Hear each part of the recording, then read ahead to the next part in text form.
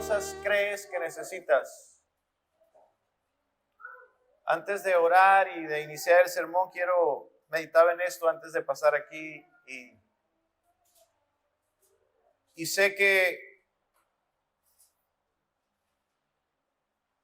nos llegamos a la presencia de Dios cada día del Señor y venimos cargados con necesidades físicas, emocionales, de diferentes índoles. Y esas cosas son cargas con las que llegamos a la presencia de Dios y esperamos al venir a su presencia que Él tome nuestras cargas. Pero ¿qué necesitas en esta mañana? Seguramente puedes estar pensando en algunas cosas, en algunas situaciones, pero nuestra necesidad más profunda y más grande y que ya fue suplida es Dios mismo.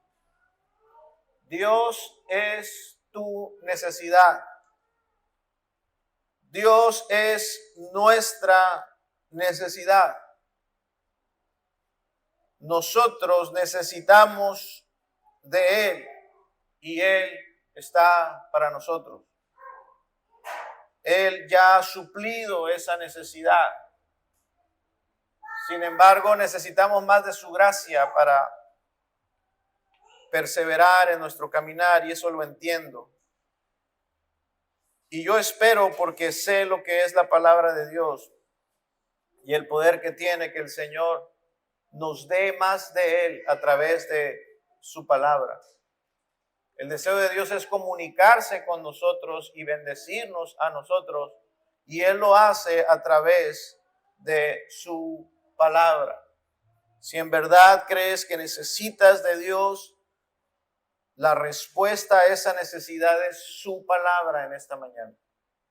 Oremos, hermanos. Padre, te pedimos en esta mañana, Señor, que tú suplas a nuestras vidas lo que tú sabes que necesitamos. Señor, habla a nuestros corazones, a nuestras mentes y haz tu obra en nosotros por medio de tu palabra.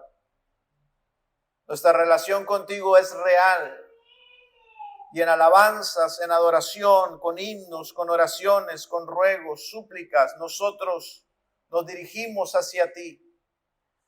Pero tú ahora, en este momento, Señor, te comunicas con nosotros. Hazlo, Señor. Enséñanos a ver que tú estás presente y que este momento es tan especial y real donde tú nos tocas, nos sacias, nos das. Así como decía este pasaje que leía nuestro hermano en Apocalipsis, nosotros tenemos sed y tú tienes la disposición de darnos de esa agua de vida. Nosotros tenemos sed de ti y queremos ser saciados por ti. La buena noticia, Señor, es que tú has dispuesto esa agua para nosotros. Gracias te damos en Cristo Jesús. Amén. ¿Qué tan difícil te es a ti? Y quiero dirigirme a ti y que veas esta pregunta como algo personal. ¿Qué tan difícil te es creer en la soberanía absoluta de Dios? Es decir, ¿crees que Dios... ¿Te es fácil creer que Dios tiene el control absoluto sobre todas las cosas que acontecen en su creación, en el universo? Hay ocasiones donde esta verdad central que creemos los cristianos nos resulta difícil de creer, difícil de llevar a nuestra vida práctica. Pues Dios ciertamente se ha revelado a sí mismo como el creador y el sustentador de todas las cosas que existen. Pero no solamente eso, pues Dios no hizo su creación y luego la dejó para que su creación marchara por sí sola a su antojo. No, Dios, además de ser creador, Dios es el Dios que ordena y hace que se cumpla todo lo que acontece en su creación. Esta verdad es algo asombroso, algo que podemos meditar y llegar a tener un conocimiento ciertamente no pleno, porque es algo tan grande. Ver a Dios detrás de cada acontecimiento no es algo fácil de asimilar para nuestras pequeñas mentes humanas, pero la Escritura es clara en esto, hermanos. Dice la Escritura en Crónicas 29, tuyo, oh Jehová, es el reino y tú eres excelso sobre todos. La riqueza y la gloria proceden de ti y tú dominas sobre todo. Segunda de Crónicas 20 dice, y dijo Jehová, Dios de nuestros padres, ¿no eres tú el Dios en los cielos y tienes dominio sobre todos los reinos y las naciones? La Escritura da testimonio de esto. Job dice en el capítulo 23, verso 13, pero si Él determina una cosa, ¿quién lo hará cambiar si su alma deseó y lo hizo? Ese es el Dios que está revelado en las Escrituras. El salmista dice en el Salmo 115:3, nuestro Dios está en los cielos, todo lo que quiso ha hecho. Luego dice el Salmo 135, todo lo que Jehová quiere, lo hace, en los cielos y en la tierra, en los mares y en todos los abismos. Isaías 46, acordaos de las cosas pasadas desde los tiempos antiguos, porque yo soy Dios y no hay otro Dios, y nada hay semejante a mí, que anuncio lo por venir desde el principio y desde la antigüedad, lo que aún no era hecho, que digo, mi consejo permanecerá y haré todo lo que quiero. La soberanía de Dios, hermanos, es algo asombroso. Es algo difícil. Dice la Escritura, la hoja de un árbol no cae si no es la voluntad de Dios, si no fue el plan de Dios. En cosas tan pequeñas, Dios está detrás de todo. Y la soberbia del hombre y la carne con la que aún batallamos y luchamos, aún como creyentes, se revela ante esta verdad. Un ejemplo claro de un hombre soberbio y rebelde fue el rey Nabucodonosor, donde Dios tuvo que tratar con esa arrogancia y con esa soberbia y lo enloqueció. Hasta que después de un tiempo él reaccionó y aprendió esta lección sobre Dios. Y después él pudo confesar lo siguiente: yo, Nabucodonosor, alcé mis ojos al cielo y mi razón me fue devuelta y bendije al Altísimo, alabé y glorifiqué al que vive para siempre. Fíjese lo que dice, cuyo dominio es perpetuo. Todos los habitantes de la tierra son considerados como nada y él hace según su voluntad, tanto en el ejército del cielo y en los habitantes de la tierra, y no hay quien detenga su mano y diga, ¿qué haces? Él aprendió sobre la soberanía de Dios en todas las cosas, en todas las esferas de la vida, tanto en las cosas y en los seres espirituales, angelicales, como en todas las cosas creadas, los seres humanos. Dios está detrás de todo. Es lo que Pablo resume en Efesios 1:11. Y resume todo esto diciendo que Dios es aquel que hace todas las cosas según el designio de su voluntad. Dios es el que hace todo. Dios es el que hace todo y lo hace porque Él así lo quiso, porque fue su voluntad. Ahora, hermanos, para tratar de comprender cómo es que Dios lleva a cabo esas pequeñas cosas, como algo, como mencionábamos ahorita, tan insignificante como el caer, el desprenderse una hoja de un árbol, pensar que Dios está detrás de eso, de las cosas pequeñas, como pensar en las cosas grandes, como en las obras que acontecen en las naciones, en los grandes sucesos mundiales. Pensar que Dios está detrás de todo eso, bueno, es necesario entender cómo es que Dios hace esas cosas. Es esencial entonces entender que Dios ejerce su gobierno a través de dos medios que están relacionados entre sí. Dios hace esas cosas grandes y pequeñas por medio de, primero, voy a hablar de los milagros brevemente. Y segundo, a través de la providencia. Dios todo lo que hace, lo hace a través de milagros o de su providencia. Los milagros, como bien saben ustedes, los milagros son intervenciones extraordinarias donde Dios irrumpe en medio de las leyes naturales y las detiene para Él hacer su voluntad de una manera milagrosa. Con el fin de lograr sus propósitos, Dios obra de esas maneras sobrenaturales para hacer su voluntad. Dios ciertamente es quien ha puesto las leyes naturales y Él tiene dominio sobre las leyes naturales y puede detenerlas.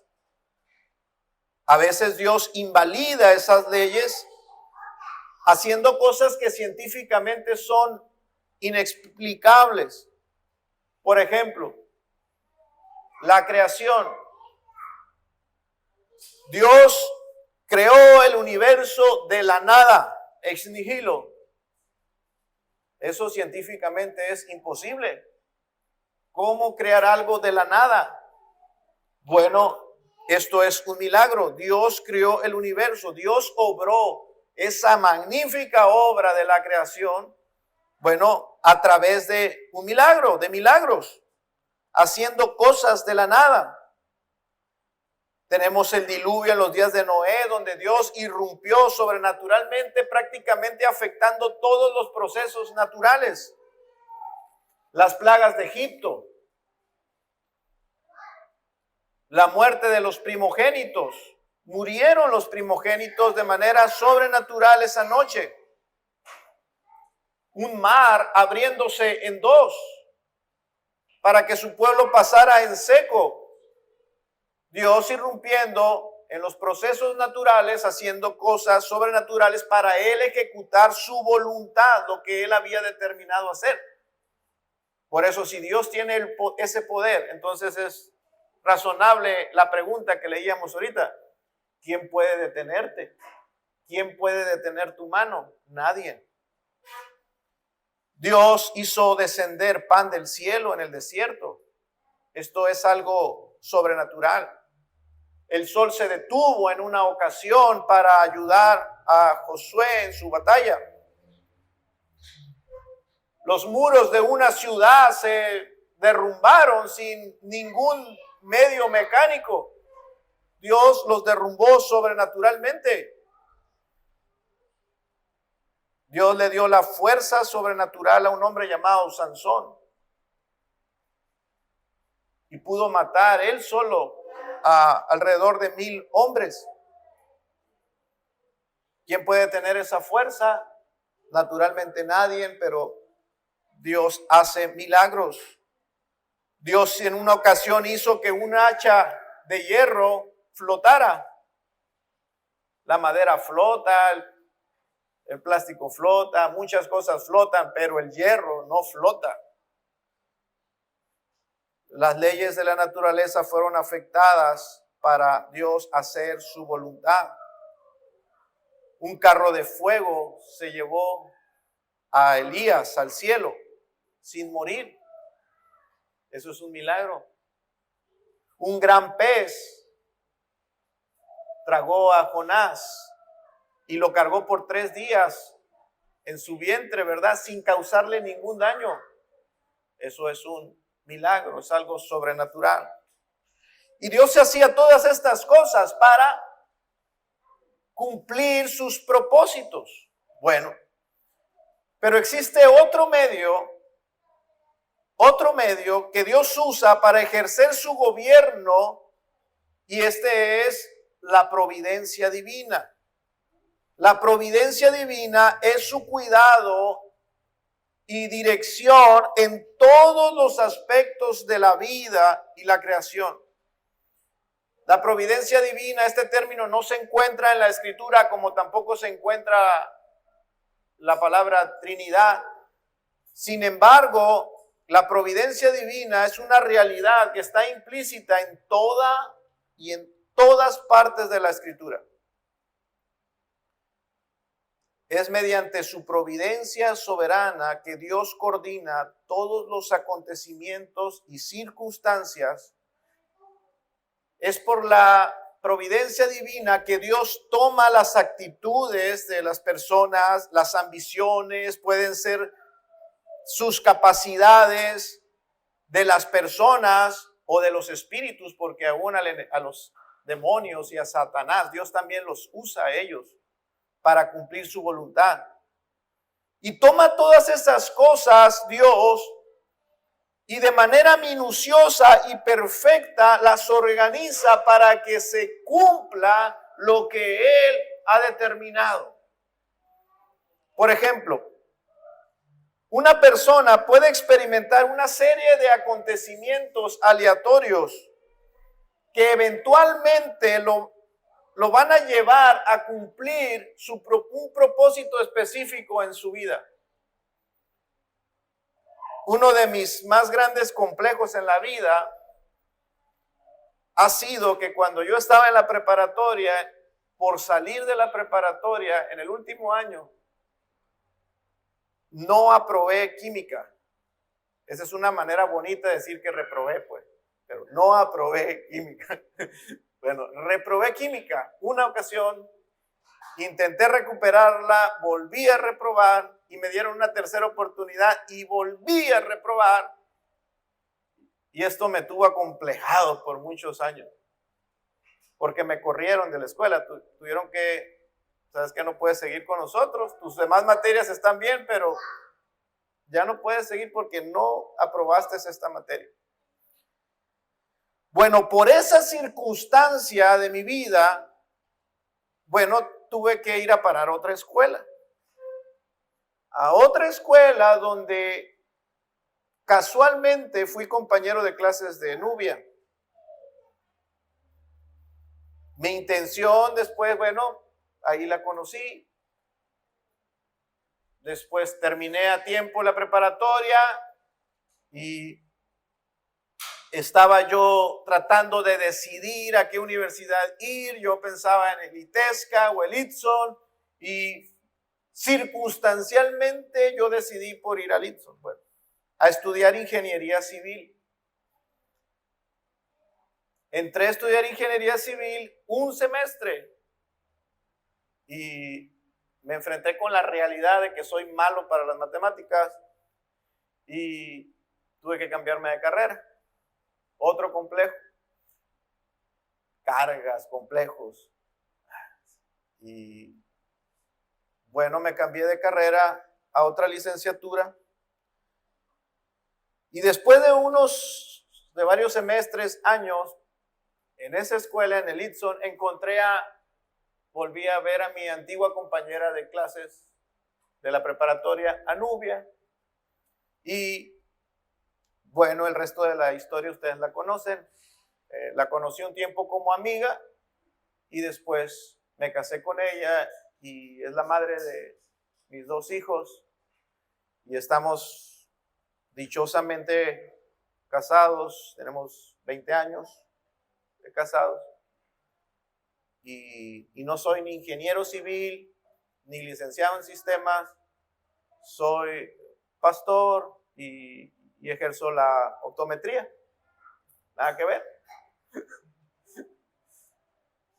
Lo que estoy diciendo, hermanos, que todo esto, detrás de todas estas circunstancias estaba Dios. Dios toma todos esos eventos de la vida y que nosotros no nos damos cuenta que Dios está detrás de todo eso. Y como Dios, su providencia no es como los milagros, porque los milagros Dios los usa para hacer algo ya. O sea, no es en un periodo de tiempo largo. Dios quería que su pueblo pasara del otro lado del mar y Dios hizo un milagro en ese momento porque su propósito era sacar a su pueblo de ahí. Y en ese momento ocurrió. Pero esos son los milagros. Pero la providencia divina normalmente es un periodo largo de tiempo donde Dios está supervisando todos los acontecimientos. Pueden ser meses, años, toda una vida, para al final Dios cumplir su propósito.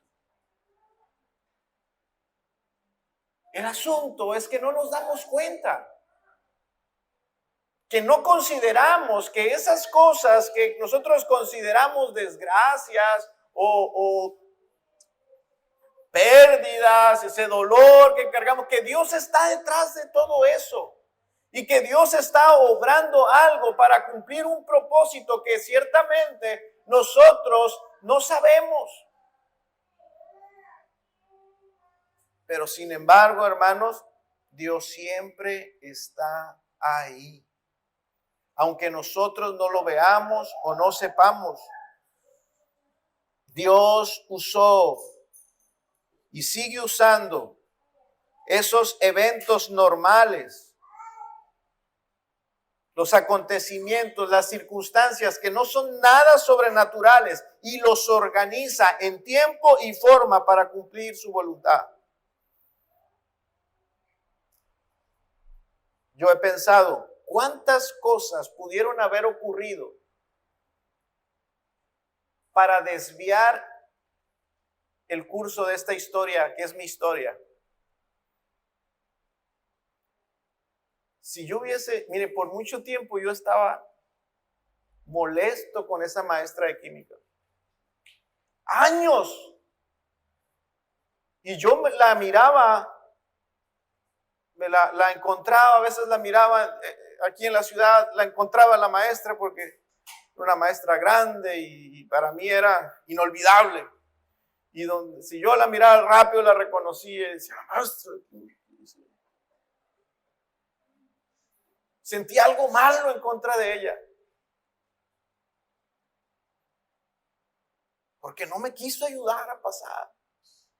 Yo le pedía su ayuda, ayúdeme. Y ella, no, era bien dura, no, reprobaste aquí, reprobaste aquí, reprobaste.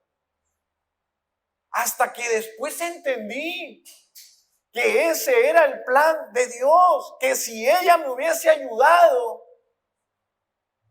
yo no hubiese conocido a quien ahora es la madre de mis hijos, no tuviera mis hijos, no tuviera esta vida. Y cuántas cosas más, miles, millones de cosas, hermanos, pudieron haber cambiado el curso de mi historia.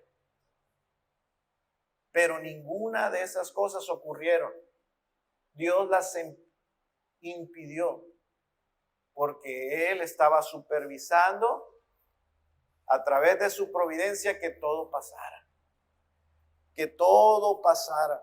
Esto es asombroso, hermanos, cómo Dios ordena perfectamente todo lo que está sucediendo. Dios está supervisando todo lo que acontece en nuestras vidas. Por eso yo pienso, hermanos, que la providencia es infinitamente más compleja que un milagro. La providencia divina es algo más complejo, para mí es algo más complejo que un milagro, por lo que les he dicho.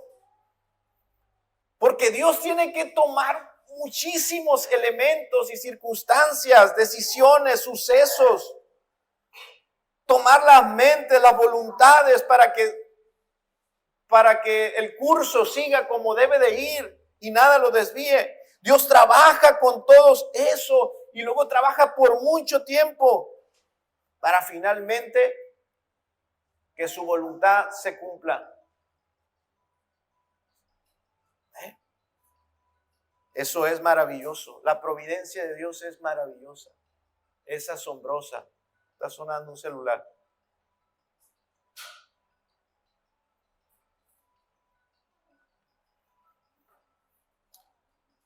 Dice un escritor estas palabras, dice, en la providencia de Dios, miriadas multiplicadas, escuche, en la providencia de Dios, miriadas multiplicadas de planes, decisiones, sucesos individuales y al parecer al azar, obran juntos en una estrategia divinamente sincronizada para realizar el plan determinado de Dios. El ejemplo bíblico, quizás más ilustrativo sobre la providencia de Dios, es la vida de José. José fue uno de los 12 hermanos José fue uno de los 12 hermanos, hijos de Jacob. Debido a que sus hermanos lo odiaban, ¿verdad? José fue vendido como esclavo. ¡Qué frustración! Después fue comprado en Egipto y trabajó para un amo egipcio y después fue acusado falsamente por la mujer de su amo y fue llevado a la cárcel.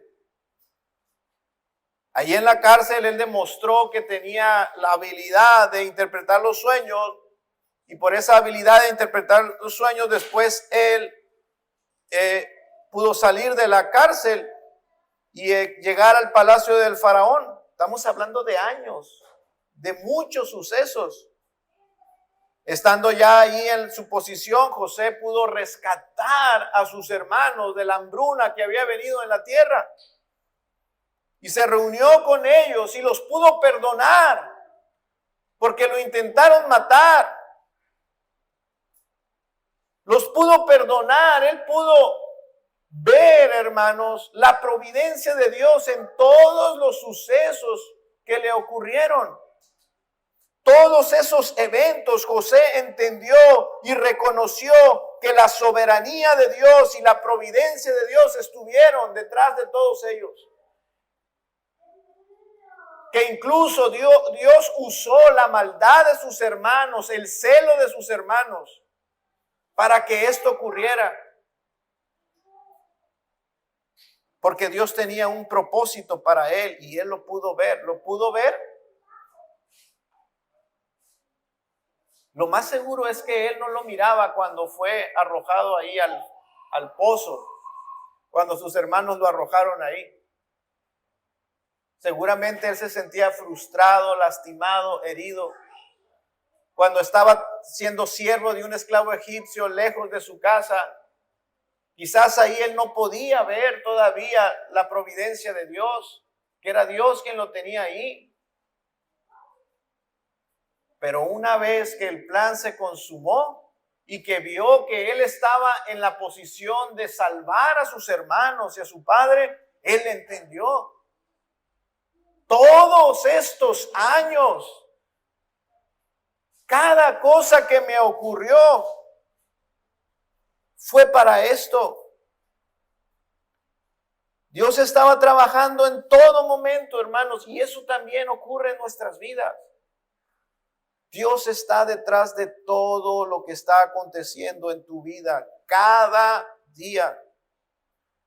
El proverbista dice en el capítulo 16, verso 9, dice: la mente del hombre planea su camino, pero el Señor dirige sus pasos. Esto quiere decir, uno planea su vida, pero Dios decide lo que a uno le va a acontecer. Tú planeas tu vida, tú planeas el futuro, pero el futuro le pertenece a Dios. Dios es el que decide lo que te va a acontecer, aunque tú tengas tus planes. El profeta Jeremías dice en el capítulo 10, verso 23, yo sé, Señor, que nuestra vida no nos pertenece. No somos capaces de planear nuestro propio destino.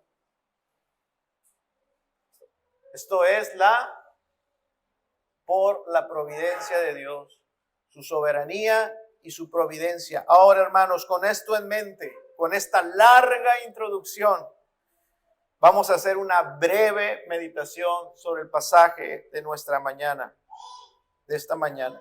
Mateo 27, 57 dice: cuando llegó la noche, vino un hombre rico de Arimatea llamado José, que también había sido discípulo de Jesús. Este fue a Pilato y pidió el cuerpo de Jesús. Entonces Pilato mandó que se le diese el cuerpo. Y tomando José el cuerpo, lo envolvió en una sábana limpia y lo puso en su sepulcro nuevo que había labrado en la peña. Y después de hacer rodar una gran piedra en la entrada del sepulcro, se fue. Normalmente, cuando estamos estudiando la vida, el ministerio de Jesús, pasamos de su ministerio a su muerte y de su muerte a su resurrección. Pero entre la muerte de Jesús y su resurrección tenemos aquí el entierro de Jesús. Y aquí, hermanos, en estos pequeños versos, en estos pocos versos, vemos lo que hemos estado hablando: la soberanía y la providencia de Dios, incluso en su sepultura. San Mateo nos quiere enseñar esto, que aún en su sepultura Dios estaba en control y en supervisión absoluta de todo lo que estaba aconteciendo. Cada detalle, ahí estaba Dios. Aquí no hay ningún evento sobrenatural, nada de eso. Lo que sí está presente es la mano de Dios organizando y moviendo todo, controlando cada detalle, incluso en su sepultura. Isaías 53 es la predicción más detallada acerca del sufrimiento del Mesías, acerca de su muerte y también acerca de su sepultura. Isaías 53, 9 dice: y se dispuso con los impíos su sepultura, mas con los ricos fue su muerte. Esa era la voluntad de Dios para el Mesías. Eso era el plan que Dios iba a cumplir sí o sí. A pesar de que los enemigos de Cristo pretendieron que cuando Él muriera, Él fuera enterrado, arrojado donde estaban los cuerpos de los criminales, el plan de Dios era otro. Era que Jesús fuese sepultado en una tumba de un hombre rico. ¿Y quién podrá detener lo que Dios se ha dispuesto? Nadie. Por esto, hermanos, una serie de acontecimientos aleatorios tuvieron que ser ordenados por Dios. Primeramente, Jesús tuvo que morir antes de finalizar ese día, antes de las 6 de la tarde, porque el sábado comenzaba justo a las 6 de la tarde. Jesús tenía que morir antes de esa hora y debía de ser bajado de la cruz para ser preparado antes de las 6 de la tarde para que el día de reposo no se profanara. Eso tenía que ocurrir y así ocurrió. Segundo, el apóstol Juan explica en su evangelio que los judíos se estaban preparando para la Pascua y que le rogaron a Pilato que les quebrara las piernas a los crucificados para que murieran más rápido y no quedaran los cuerpos colgados en la cruz el día de reposo. Bueno, ellos querían que los cuerpos de los crucificados fuesen golpeados con un mazo en sus piernas para que todo el peso de los crucificados cayera, no tuvieran punto de apoyo y entonces no pudiesen jalar aire, respirar y entonces murieran rápidamente. Ese era el deseo y los planes de los judíos. Pero Dios tenía otros planes. Dios tenía otro propósito para el cuerpo de Jesús. El plan de Dios estaba profetizado en el Salmo 34. Él dice ahí, Él guarda todos sus huesos y ni uno de ellos será quebrantado. Y a pesar de que Pilato da la orden de que quebraran las piernas de los crucificados, cuando los soldados van, quiebran las piernas de uno, quiebran las piernas de otro, y cuando van a quebrar las piernas de Jesús se dan cuenta de que Jesús ya había muerto. Dice Juan 19:34, pero uno de los soldados le abrió el costado con una lanza. No le quebraron las piernas y se cumplió el propósito de Dios. Pero hizo algo más el soldado. Tomó entonces la lanza y atravesó su costado con una lanza. Esa abertura era tan grande, llegó a ser tan grande como para que Jesús le pudiera decir al discípulo, Tomás, mete tu mano en mi costado. Dice Juan, porque estas cosas sucedieron para que se cumpliese la escritura, no será quebrantado hueso suyo. No le quebraron las piernas, le atravesaron su costado. Así es que, hermano, Dios obró providencialmente para cumplir su propósito. Nada fue casualidad en ese momento. Dios siempre estaba cumpliendo su plan. Ahora, como les digo, cuando la providencia de Dios está actuando y actúa a través de los hombres no se dan cuenta. Los soldados no sabían que al dejar el mazo para no quebrarle los pies estaban cumpliendo una profecía. Estaban haciendo la voluntad de Dios. Ellos no conocían el Salmo 34, eran romanos. Pero Dios tomó sus voluntades para que dejaran el mazo y para que tomaran la lanza, porque esa era la voluntad de Dios. No era quebrar sus piernas, era atravesar su costado. Dios movió las voluntades de ellos para que las cosas ocurrieran como era el plan de Dios. Ahora, estos soldados impíos, estos soldados romanos, no estaban pensando en apegarse al plan de Dios. Lo estaban haciendo sin saber, sin conocer, sin querer. Estaban cumpliendo el plan de Dios. Ellos no hicieron entonces lo que se les ordenó ni lo que los judíos querían. Hicieron sin darse cuenta lo que Dios quería, porque Dios hace las cosas. Y los impíos y aún Satanás y los demonios son instrumentos de Dios. Cuando Dios quiere hacer algo, simplemente lo hace. Estos soldados cumplieron esa profecía de Zacarías 12:10. Mirarán a mí, a quien traspasaron. Ellos ya sabían que Jesús estaba muerto, no era necesario tomar la lanza y atravesarlo, pero tomaron la lanza porque Dios los llevó a tomar la lanza. Para cumplir la voluntad de Dios. Tercer acontecimiento, hermanos. El tercer acontecimiento fue cómo Dios movió el corazón de un hombre piadoso. Tan pronto como los crucificados morían, los cuerpos se bajaban de la cruz. Según la costumbre romana, escúchenme, miren lo que les pasaba a aquellos que morían en la cruz. Según la costumbre romana, morían, inmediatamente los bajaban de los cuerpos de la cruz y los arrojaban a una fosa común para delincuentes. Los arrojaban a un vertedero donde había basura y regularmente estaban encendidos en llamas. Ese era el destino de los crucificados. No tenían ningún respeto por los cuerpos, los romanos. Y los judíos estaban bien con eso. Si eso le pasaba a Jesús, los judíos estaban bien con eso.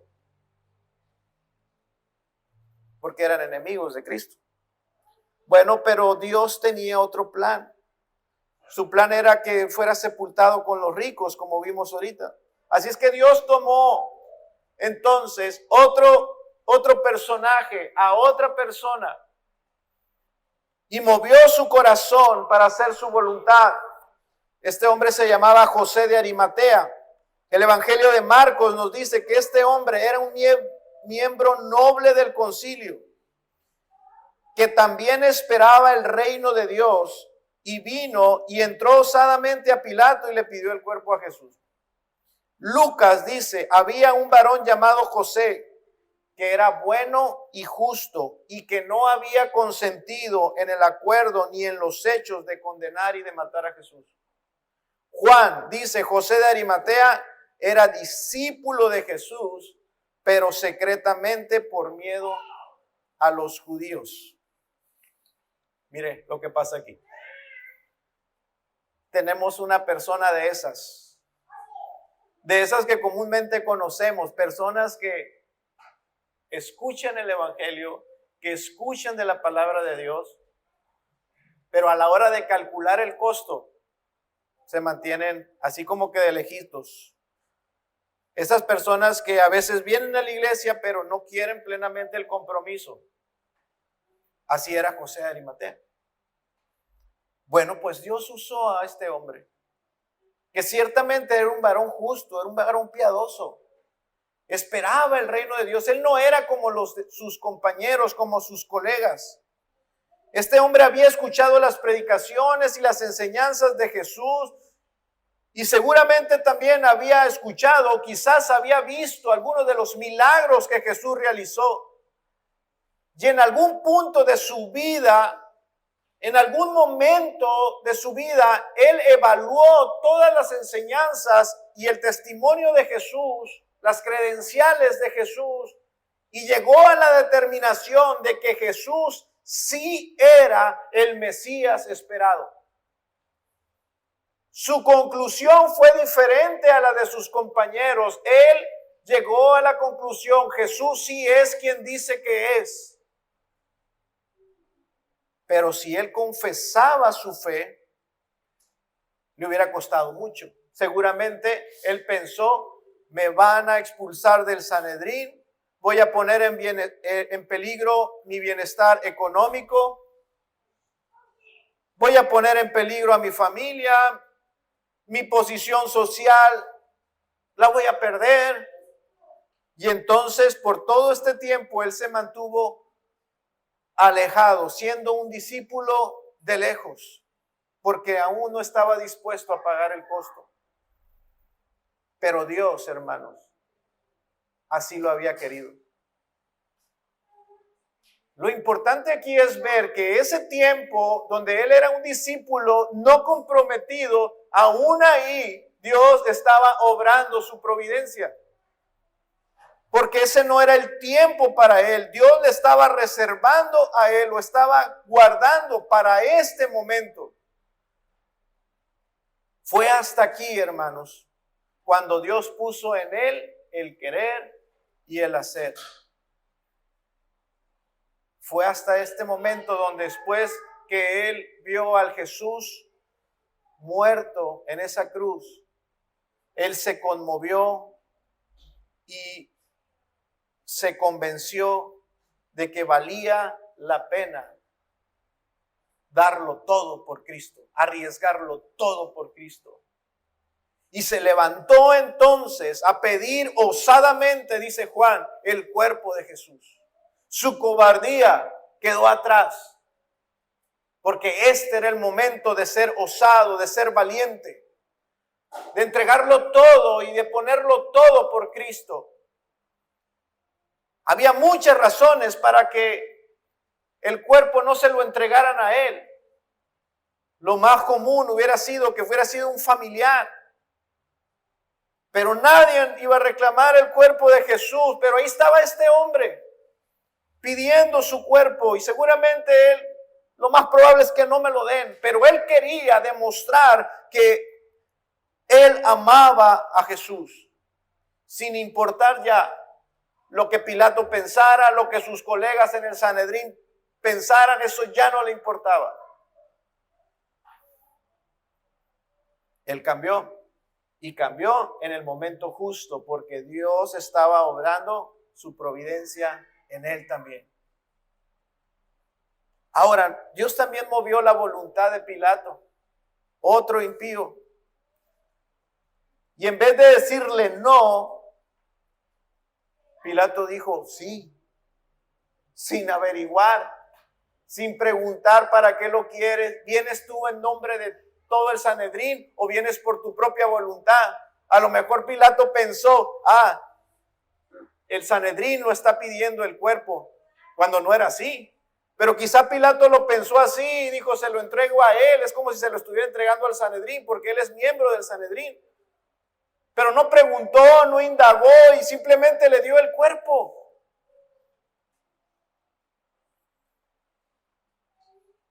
Pero era Dios detrás de esa decisión. Así es que se le dio el cuerpo a José para que lo preparara y lo sepultara conforme al plan de Dios en una tumba entre los ricos, porque ese era su plan. Hermanos, en conclusión, nosotros nos damos cuenta que ninguna de estas personas, ni siquiera José de Arimatea, se estaba dando cuenta de que estaban cumpliendo la voluntad de Dios.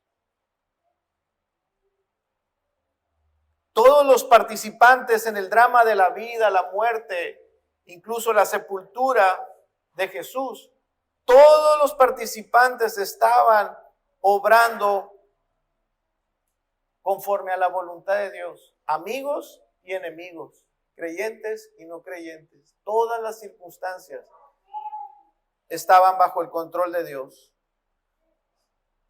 Todo ya estaba bíblicamente predicho y ocurrió de acuerdo a la programación, en el tiempo y en la forma en que Dios ya lo había determinado. Ahora, hermanos, esto no ha cambiado. Esto sigue siendo igual porque Dios sigue siendo el mismo. Dios sigue trabajando de la misma manera. Dios sigue siendo soberano absoluto y sigue tomando y está en control de todas las circunstancias, de cada enfermedad, de cada padecer, de cada circunstancia inexplicable, de cada cosa que nos acontece que no queremos que nos pase, de todo, Dios está detrás de eso.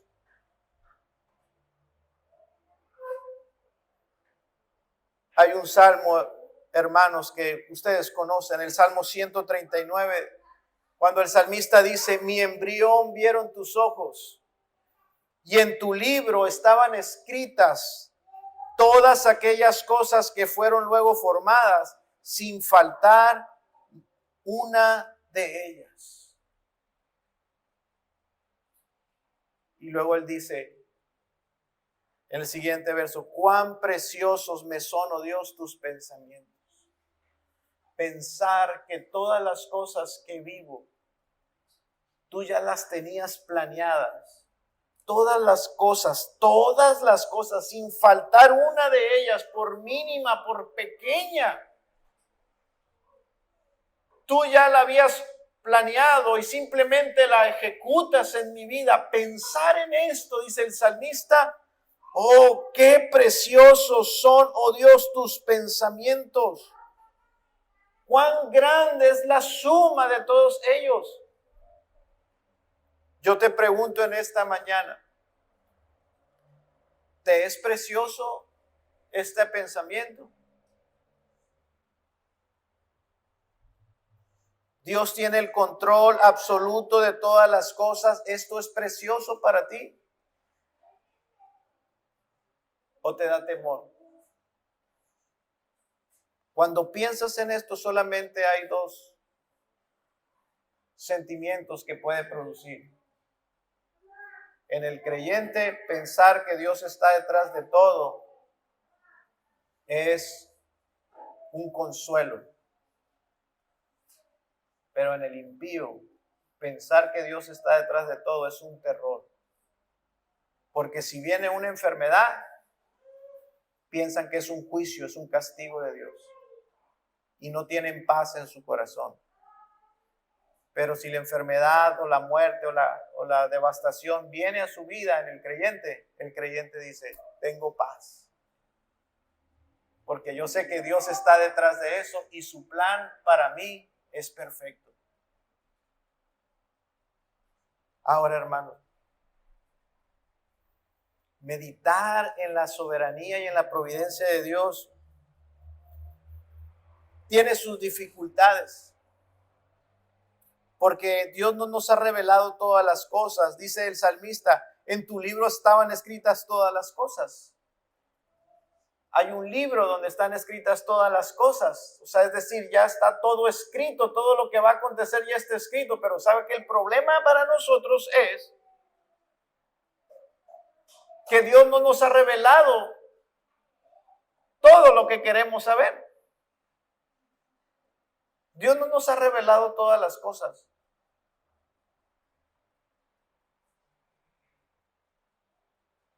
¿Esta situación va a cambiar para bien o va a continuar así de mal? Tú te preguntas, yo quisiera saber. Y Dios no está en obligación de decirte lo que va a pasar en el futuro. Ya está escrito, quiero saberlo. Quiero si va a terminar como yo pienso o va a terminar de otra manera. No. Solo sabemos lo que Dios quiere que sepamos. Sobre el futuro, solo sabemos lo que Dios quiere que sepamos. Él quiere que sepamos esto, que Él siempre está en control.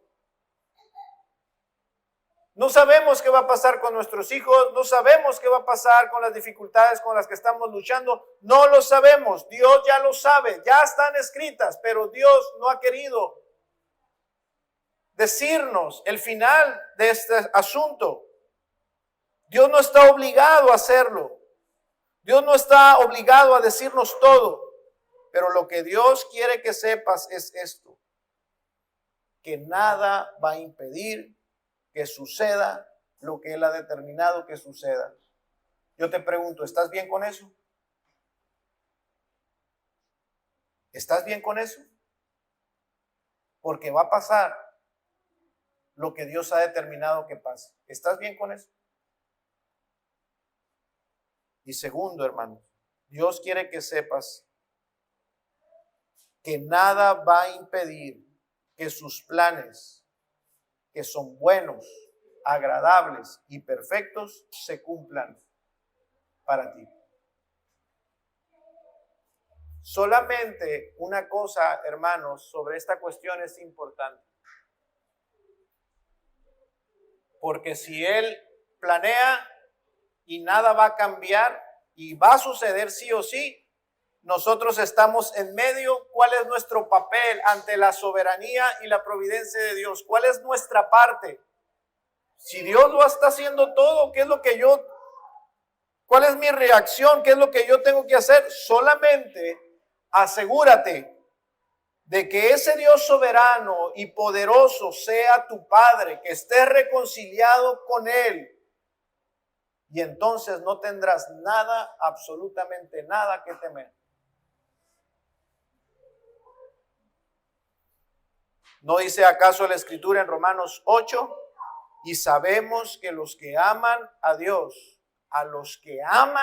no a todos, solamente a los que aman a Dios, todas las cosas les ayudan a bien. Esto es, a los que conforme a su propósito son llamados.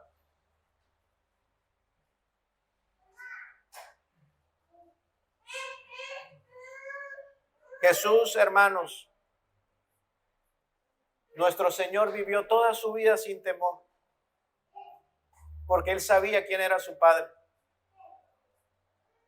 Él vivió sin temor y enfrentó a sus adversarios y el dolor y todo lo que Él pasó lo enfrentó sin temor por el hecho de que Él sabía su posición y su relación con su Padre.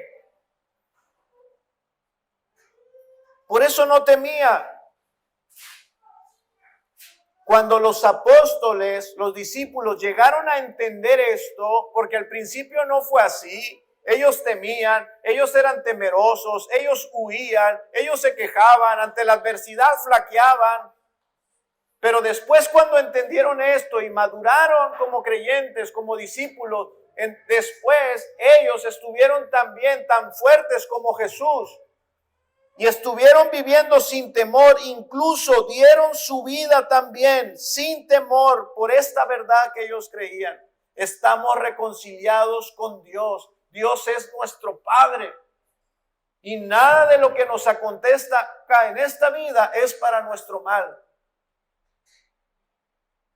Hay un futuro glorioso que nos espera. Esa ha sido la voluntad de Dios y ocurrirá sí o sí.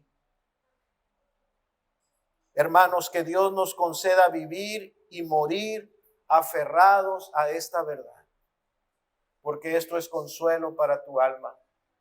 Esto es consuelo para el afligido, para el que está cargando. Tú necesitas de Dios. Y Dios te ha dado hoy su palabra, hermanos. Que el Señor bendiga nuestras vidas. Oremos.